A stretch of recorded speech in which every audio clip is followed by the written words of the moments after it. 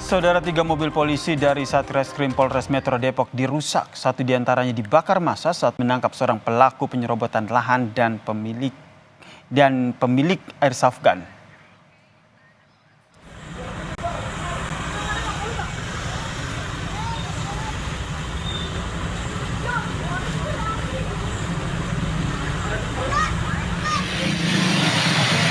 Kericuhan terjadi di Pondok Rangon, Raja Mukti pada 18 April lalu, saudara.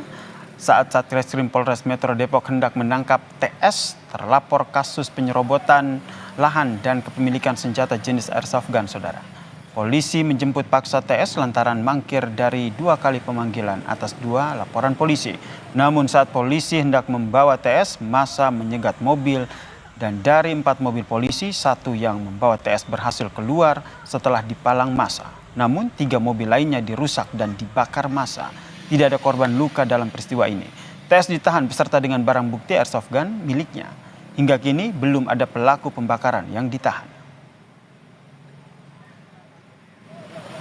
Jadi kegiatan yang kami lakukan adalah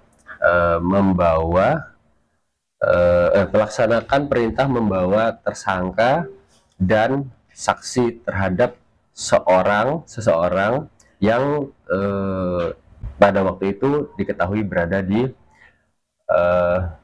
Kampung Baru. Dari lokasi berhasil didapatkan yang bersangkutan, namun Saudara, seorang wisatawan terjatuh dari wahana bermain di